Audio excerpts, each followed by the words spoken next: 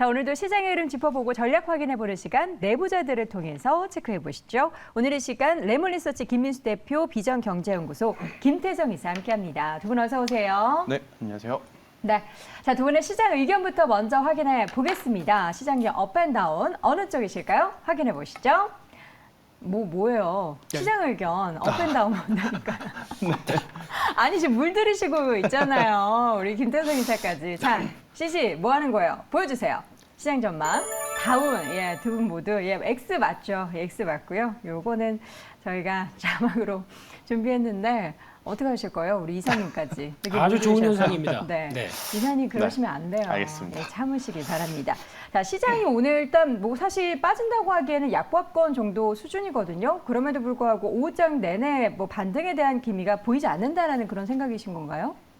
뭐 지수가 무슨 상관이겠습니까? 종목만 잘 가면 되죠. 네, 그렇죠. 그러니까 일단 오늘은 선물 옵션 동시 만기일인데 네. 그거 하나만 보시면 될 것 같습니다. 그냥 외국인들이 주식은 조금씩 정리하는데 네. 선물 가지고 변화를 이끄는 것 같고요. 그러니까 아침부터 외국인들 일단 2,600은 안 깨겠다라는 입장으로 선물 매수가 들어온 것 같은데 그러네요. 오후장에 혹시나 이걸 또 뒤집게 되면은 지수가 또 흔들리겠죠. 그럴 가능성이 있는지만 체크를 하시되 오늘은 가능성이 그냥 있어요? 제가 어떻게 알겠습니까? 외국인들의 전략을. 아, 그래요? 네. 아, 좀 확인해 보셔야죠. 어떻게 할 이게 건지. 전화가 잘 안 돼요. 아, 그래요? 네, 그래서 Hello. 전화 한번. 영어가 It's me 하면서. 예. 예, 계속 해주세요. 네, 지금 어떤 대답을 해야 될지 몰라가지고 네 그렇습니다. 그래서 그런 변화가 혹시나 나오게 되면 출렁이면 나올 텐데 그런 거 빼고 나머지는 시장이 그래도 지수는 그래 그리고 종목 복귀하고 섹터 쪽에 대한 움직임이 좀 더 빠르게 움직이기 때문에 네. 오늘은 그냥 그쪽에 대해서 포인트 맞추고 보시는 게 좋을 것 같습니다. 네, 오늘 잠시 후 섹터별 움직임은 자세하게 내부자들을 통해서 확인해 보시면 좋을 것 같고요. 이사님 오늘 이제 앞서 말씀해 주셨던 것처럼 매 만여의 날 선물옵션 동시 만기일인데 항상 이때만 되면은 뭐 심수를 부릴 것이냐 말 것이냐에 대한 이야기 많습니다. 네. 오늘 어떻게 좀 예상을 하십니까? 뭐 저는 이 정도만 해도 네. 굉장히 강하다라고 좀 표현 드리고 싶어요.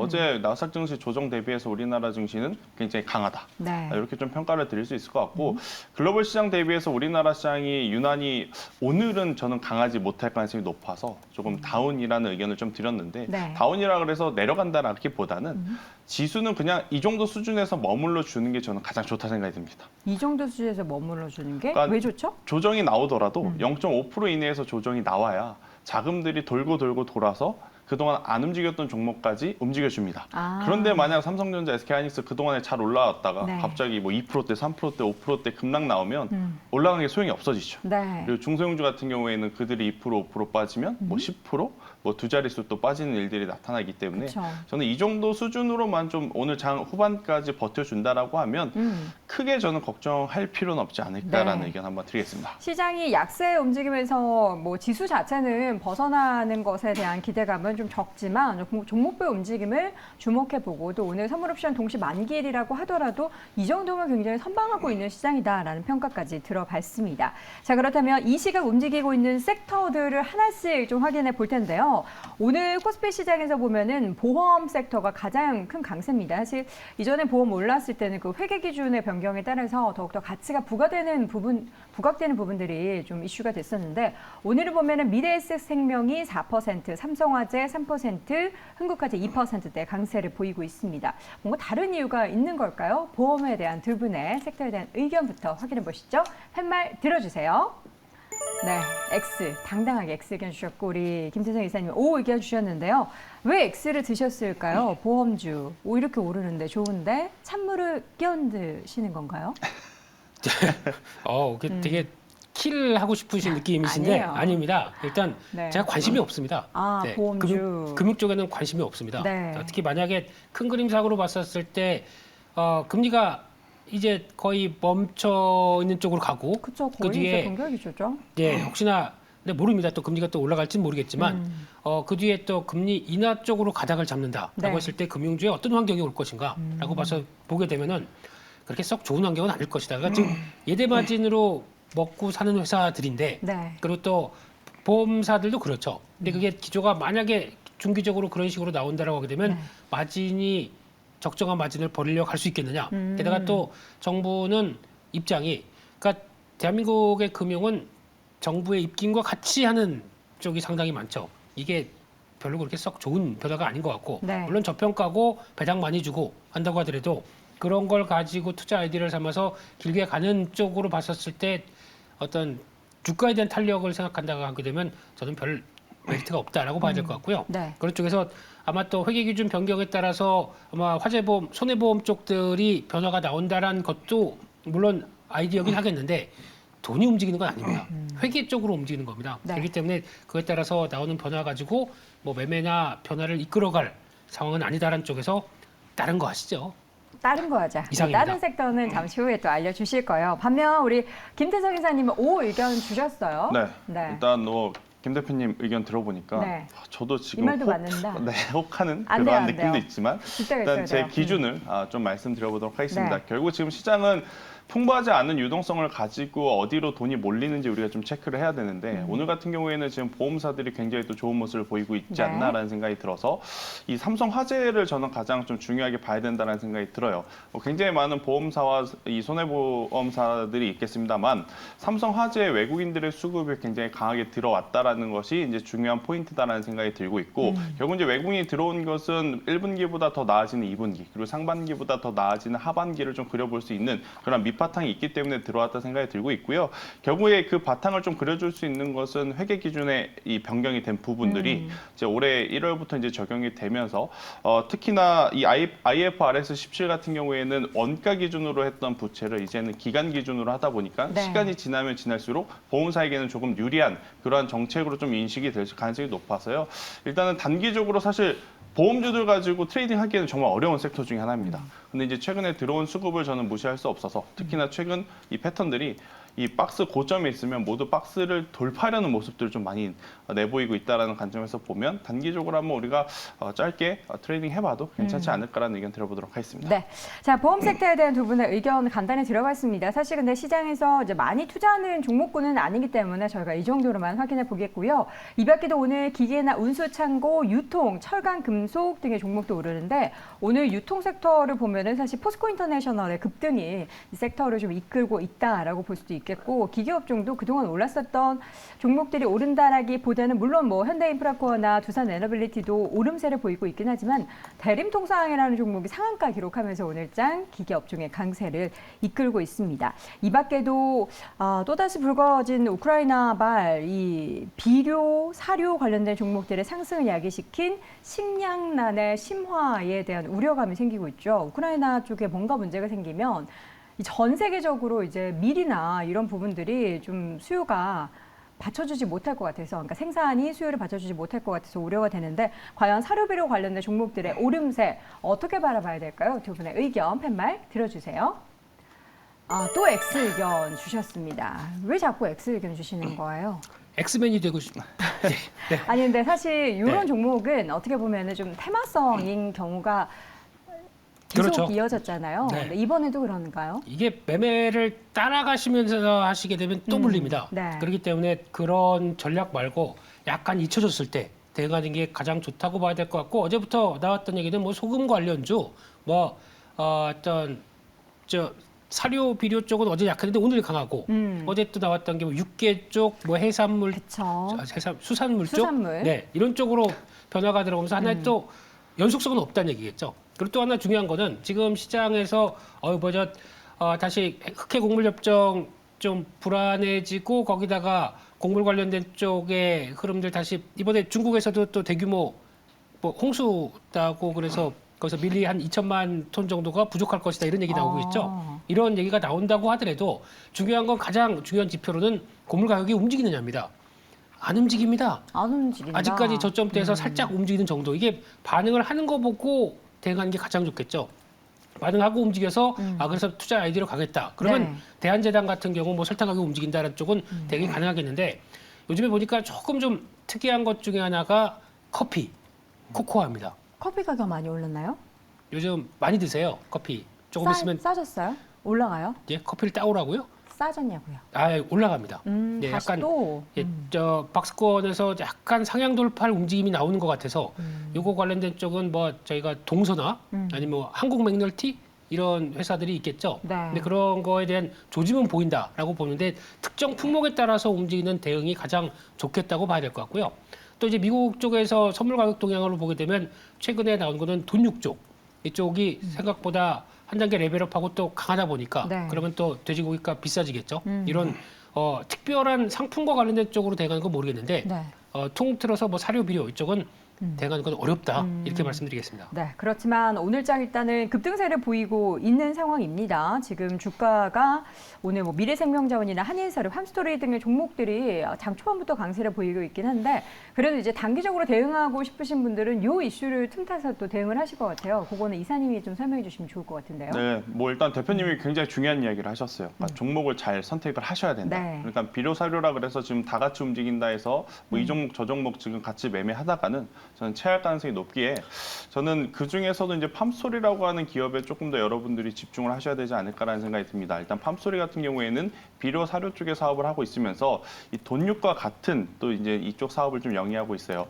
일단 이 비료 사료 같은 경우에는 러시아 우크라이나 사태가 조금 더 장기화될 가능성이 높다라는 관점에서 보면 여전히 움직일 수 있는 이 변동성을 줄 수 있는 요인들은 남아 있다. 뭐 한쪽은 지금 댐이 붕괴가 됐고 한쪽은 암모니아가 지나가는 또 파이프라인이 붕괴가 됐고 이러한 뉴스들이 나오고 있기 때문에 저는 관련해서 움직일 수 있는 요소 충분히 체크를 하셔야 된다라고 생각을 하고 있고 일단 여기에 이제 저는 더 체크를 해봐야 되는 부분이 돈육 쪽. 우리나라 같은 경우에도 아프리카 돼지열병이라든지 구제역 파동이 있었는데 또 아시아에서 시작한 이 아프리카 돼지열병이 지금 유럽이라든지 미국 쪽으로 좀 넘어가고 있는 모습들이 좀 나타나고 있어요. 그러다 보니까 실제로 돈육 가격은 조금씩 올라가고 있어서 그에 따른 또 수혜를 받을 수 있는 기업 중에 하나인 저는 팜스토리 같은 기업 같은 경우에는 오늘 보자라기보다는요. 일단 추가적으로 주가의 조정이 나올 때 충분히 한번 사둔다라고 하면 올해에는 좋은 이 변동성을 이용한 수익을 우리가 볼 수 있지 않을까라는 의견 드려보도록 하겠습니다. 네.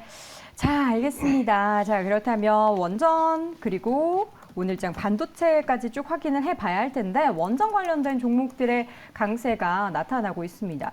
사실 저는 원전주가 오늘 오르는 이유를 명확하게 알기가 어려운데 오늘 리포트들이 일단 많이 나왔습니다. 대형 원전 관련한 시공 기회가 많이 생길 것이다라는 기대감이 형성이 되고 있는 상황에서 원전 관련된 두 분의 의견은 어떨까요? 팻말 들어주세요. 이번에는 의견을 주셨습니다. 원전주, 예전에 뭐였죠? 태조 이방원이었나요? 네. 그렇죠. 네. 정말 이제 기억에서 가물가물합니다. 마지막에 그래서 원전 좋다 하면서 우리나라 원전 기술의 해외 수출에 대한 이야기도 정말 많이 나왔었는데 어느 날 또 쏙 들어간 얘기가 원전이에요. 그렇습니다. 자, 김 대표님. 네. 그렇다면 이제 원전 관련해서 어떻게 지금부터는 뭐 실적이 담보가 된 그런 주가의 상승이나 이런 것들을 좀 기대해도 좋을까요? 네. 정말요? 네. 명확하게? 네. 그래요? 알겠습니다. 그럼 이사님은요? 저기요. 얘기해주세요. 조금만 더. 네네, 예. 그럼요. 일단 큰 그림상에서는 그러니까 원전 관련된 이슈가 불었다 안 불었다 이거 가지고 네. 왔다 갔다 하는 편인데 이제 될 때가 됐습니다. 특히 이제 저희가 보통 얘기하는 웨스팅하우스라고 그러죠. 미국의 그쵸. 원전 기업이 아니고 원전을 실제로 행했던 경험은 과거에 지난 10년간 없습니다. 최근에 했던 게 한 2건 정도. 네. 결국 이 회사는 IP 갖고 있는, 특허 갖고 있는 회사입니다. 근데 이게 미국에 있는 회사지만 캐나다 사모펀드로 팔려가지고 네. 이제 또 다시 재매각할 때가 됐습니다. 그러다 보니까 좀 이 IP를 가지고 좀 이제 가치를 올려야 비싸게 팔 수 있겠죠. 그러다 보니까 자꾸 한국 업체들한테 좀 강하게 어필이 들어오면서 우리 소송을 걸 테니까 근데 원만한 합의하자 이런 쪽으로 나오고 있는데 합의가 조만간 될 것 같습니다. 네. 그렇게 되면은 지금 현재 글로벌에서 원전 관련된 쪽에서 수주받고 가성비 높게 대응할 수 있는 국가는 한국밖에 없습니다.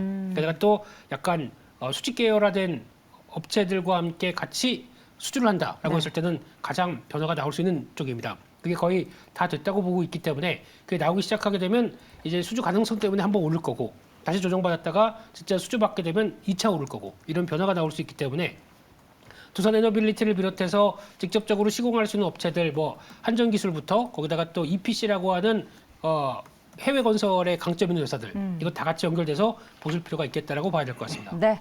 자, 원전 관련해서는 기대감을 정말 더 가져도 될 것 같다라는 생각이 드는 게 또 올해 뭐 리포트도 좋게 많이 나왔지만 두 분이 모두 의견을 주셨단 말이에요. 그럼 김태성 이사님께서는 뭐 원전 관련해서 구체적으로 뭐 이 나라 혹은 이 기업의 이 프로젝트 뭐 이런 구체적인 얘기 뭐 들려주실 거 있나요? 일단 저는 원전 관련해서는 이제부터는 현대건설을 좀 봐도 괜찮지 않을까라는 생각이 들어요. 현대건설. 네, 결국 이제 키포인트는 자체적으로 시공을 할 수 있느냐 없느냐로 이제 이 판가름이 날 가능성이 굉장히 높다라는 생각이 들어서 네. 현대건설 같은 경우에는 사실 이제 과거에 이 원전 시공을 한 이력이 있기 때문에 앞서 이제 대표님께서 이야기하셨던 웨스팅하우스와의 이제 협업도 기대해 볼 수 있는 부분들이 지금 많다라는 생각이 들고 있고 사실 이제 현대건설 같은 경우에는 국내 시장에서 활로를 찾기는 지금 굉장히 어렵죠. 그럼 결국 해외 수주 모멘텀을 가지고 이제 이 돌파구를 찾아야 하는 가운데 원전이라고 하는 굉장히 중요한 이 먹거리가 있기에 저는 이쪽에서 현대건설이 또 좋은 이 모습들을 나타낸다라고 한다면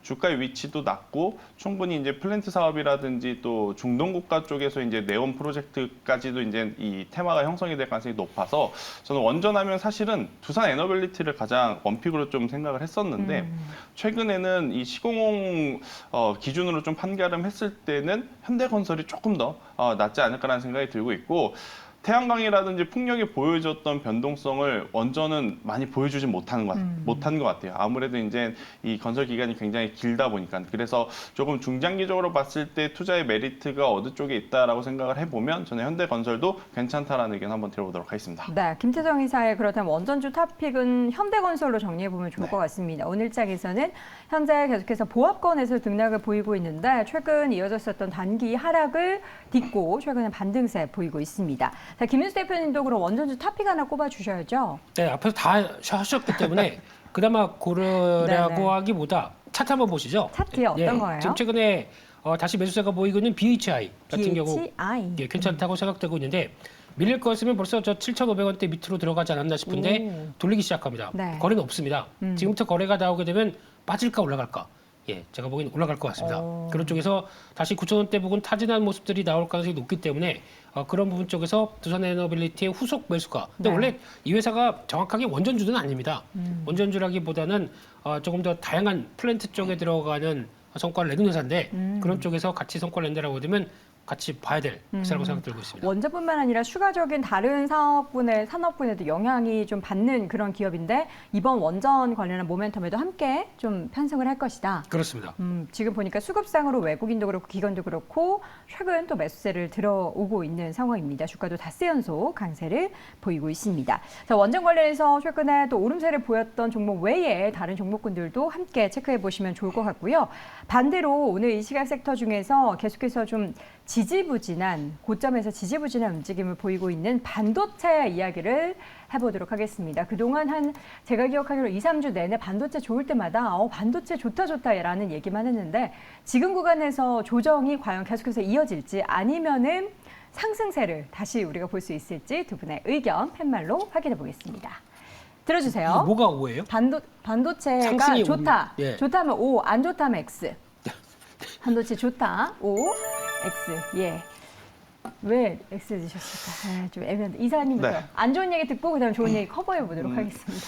일단 우리나라 반도체 기업들이 최근 5월달, 6월달 네. 같은 경우 엔비디아에 진짜 고마움을 좀 느껴야 되는 것 같아요. 왜요? 우리도 우리만의 모멘텀으로 오른 거 아니에요? 엔비디아는 누가 봐도 인정할 네. 만한 숫자를 보이면서 올라갔고 그쵸. 우리나라 같은 경우에는 아직까지는 단순히 기대감을 가지고 올라간 종목군들이 굉장히 많기 때문에 저는 여기서 이제 계속해서 올라간다라고 이제 생각하기에는 조금 욕심이 아닐까라는 생각이 들어요. 네. 물론 상반기보다 더 나아질 수 있는 하반기 충분히 이제 있습니다. 그리고 이제 그런 기업들도 여전히 있고요. 그런데 뭐 삼성전자라든지 SK하이닉스가 이대로 그냥 쭉쭉 올라가기만을 바라는 것은 어찌 보면 저는 욕심이 되지 않을까라는 생각이 들고 그동안 반도체 IT는 부진할 때마다 실적으로서 정면 돌파해왔어요. 그런데 올해는 상황이 좀 달라졌기 때문에 네. 실적을 회복하고 난 이후에 우리가 관심을 가져도 괜찮다라는 의견. 그 전까지는 반도체 쪽도 뭐 물론 좋겠습니다만 뭐 시장에 수급이 돌고 있는 굉장히 좀 빠른 테마주 쪽으로의 트레이딩이 조금 조금 더 유리하지 않을까라는 의견 한번 드려보도록 하겠습니다. 그렇죠. 실적이 아직까지는 뭐 업황이 돌아선다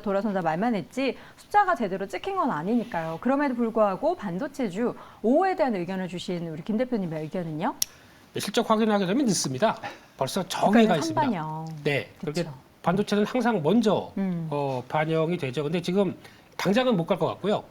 그런데 그 못 갈 것 같을 때 만약에 없다라고 하신 분들은 사시는 게 좋겠다. 모아간다. 예, 라고 봐야 될 것 같고. 그래서 약간 범위가 그렇게 크게 잡기는 좀 어려울 것 같은데 11만 원대에서는 당장은 좀 어려울 것 같고 그렇다고 한 10만 5천 원대 밑으로 다시 10만 원대 초반대로 가면서 약간 묵직하게 자리 잡는다. 그럼 그때는 다시 늘려가야 될 타임이라고 봐야 될 것 같고요. 네. 반도체는 두 가지로 봐야 되겠죠. 하나는 사이클에 대한 변화, 두 번째는 성장에 대한 개념들. 네. 성장은 저희가 AI 오늘도 우리 알트먼 형님이 오셨습니다. 샘 알트먼 누구예요? AI. AI GPT 아, 네. 예 이쪽에 그분 아버지라고 오신다고 보시죠. 했죠. 그분 근데 네. 와서 뭐 하는 거예요? 아버님이 오셨으니까 뭐 인사드리러 가야 되는 아니죠. 건가? 그러니까 좀 AI 관련된 쪽에 앞으로의 동향들과 함께 그러니까 또 누굴 만나긴 하겠죠. 뭐 삼성전자도 만나고 뭐 그러나요? 그건 중소기업 한 1,000명 정도를 대상으로 해서 여러 가지 얘기도 하고 강연도 아버님이 오셨는데 네, 그렇게 얘기를 한다고 하는데 이게 결국에는 지금 AI가 펼쳐지는 미래에 대해서 약간 메모리 반도체가 할 일이 없겠느냐. 더 커지면 더 커졌지 적을 수는 없다고 생각됩니다. 네. 그렇기 때문에 그에 나오는 변화까지 생각하게 되면 좀 더 성장에 대한 개념들이 좀 더 플러스 알파가 된다라고 봤었을 때 밀리면 사보자. 밀리면 네. 사보자. 대형주나 중소형주 모두 해당되는 이야기시죠? 그렇습니다. 아마 중소형주가 조금 더 소부장 쪽이 처진 것 같습니다. 네. 오히려 기회가 되는 종목들 많습니다.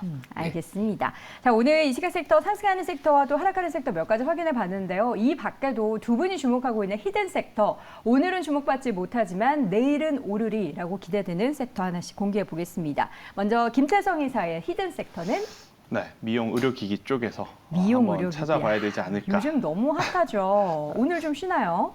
일단 오늘도 좀 움직이고 있습니다. 네. 뭐 여러분들이 흔히 알고 계시는 뭐 클래시스 같은 기업들 여전히 좋은 모습을 좀 보이고 있고 루트로닉도 또 신고가 영역에서 한 번 더 올라가는 모습을 보이고 있는 그런 상황이다 보니까 와.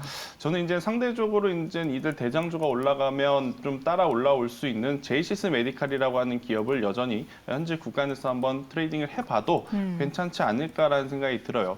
결국 이제 이 분기 실적 시즌에 다가오면 다가올수록 실적 이야기가 당연히 주를 이룰 가능성이 높습니다. 네. 왜냐하면 1분기 우리가 생각한 것보다 좋은 실적이 나온 기업들이 많기에 2분기 실적에 대한 부담감을 이겨낼 수 있는 모멘텀을 가지고 있냐 없냐로 주가가 올라가냐 마냐가 이제 결정이 될 가능성이 높은데 네. 일단 제이시스 메디칼 같은 이 미용 의료기기 쪽은 여러분들도 이제 잘 아시다시피 소모품이 확실한 캐시카우 역할을 좀 하고 있어요. 그리고 나서 일본이라든지 이제 해외 수출에 대한 부분도 굉장히 잘 자리를 잡고 있어서 저는 이 제이시스 메디칼 같은 경우에는 충분히 박스권 돌파하면서 신고가 영역으로 갈 수 있는 그러한 힘을 가지고 있지 않나라는 의견 한번 드려보도록 하겠습니다. 네, 저희 돈벌자 내부자들을 통해서도 이전에 한번 제이시스 메디칼 이야기를 했었는데 그게 김민수 대표님이셨는지 항상 예. 기억이 잘 안 나네요.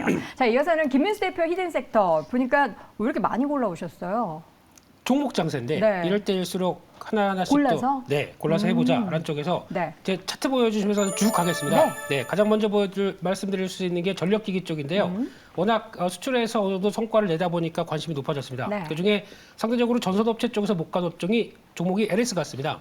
LS 지금 뒤늦게 움직임 나오면서 다시 원자재 가격들 상승에 대한 기대감을 안고 있는데 앞으로 할 일이 무지 많은 회사이기 때문에 네. 신재생 에너지부터 설치하게 되면 그 해상 케이블을 통해서 다 들여와야 되겠죠. 변압기 중간중간에 다 뭐가 들어갑니까? 전소지 들어갑니다. 네. 그렇기 때문에 이런 변화들은 계속 봐야 된다라고 말씀드리고 싶고요. 두 번째는 조선 쪽인데 뭐 조선은 뭐 다 아시는 것처럼 좋다. 근데 뭘 사야 되느냐라고 네. 봤을 때 태웅이라는 종목 눈여겨봐야 될 것 같습니다. 물론 태웅? 네, 단기적으로 많이 올랐습니다만 이 회사가 지금 길게 봤었을 때는 이제 막 과거의 부진을 털고 움직이는 자리인데 정확하게 말씀드리면 이 회사가 조선 기자재 쪽이 단조하는 회사가 아니라 네. 풍력 쪽에 매출이 많은 단조 회사입니다. 그렇기 때문에 주가가 그동안에 너무 단조롭게 움직였지만 지금은 그를 더 넘어설 수 있겠다는 쪽에서 레벨업된 모습들을 체크해야 될 것 같고요. 마지막으로 임플란트입니다. 임플란트 쪽에서는 그냥 두말할 거 없이 덴티움입니다. 요즘 자리가 계속 지지권 확보하고 레벨업하고 하는 단계가 나오고 있기 때문에 올해 덴티움의 매출 자체적으로는 한 20%에서 30% 성장하는데 그에 따른 주가의 2위였지만 이제 1위로 돌아서는 거죠. 오스템 임플란트가 사라지고 난 프리미엄까지 생각한다. 주가는 더 갈 수 있겠다. 네. 이상입니다. 지금까지 이제 덜 갔던 LS를 제외하고는 이제 태웅이나 이 덴티움 같은 경우에는 계속해서 상승세를 이어가고 있는데 달리는 말에 올라타는 그런 관점에서 좋은 종목이 계속 좋다라는 의견 주셨고요. 오늘 우리 채팅창에 보니까 우리 김민수 대표님이 거의 매경의 직원급이다. KBS로 따지면 거의 송혜 선생님급이라고 보면 된다고 열심히 오랫동안 활동을 하신 덕에 이런 닉네임도 주식자랑 언젠가 그런 코너도 해보기를 바라봅니다. 자, 오늘 내부자들 함께했습니다. 레몬리서치 김민수 대표, 비전경제연구소의 김태성 이사 함께했습니다. 고맙습니다.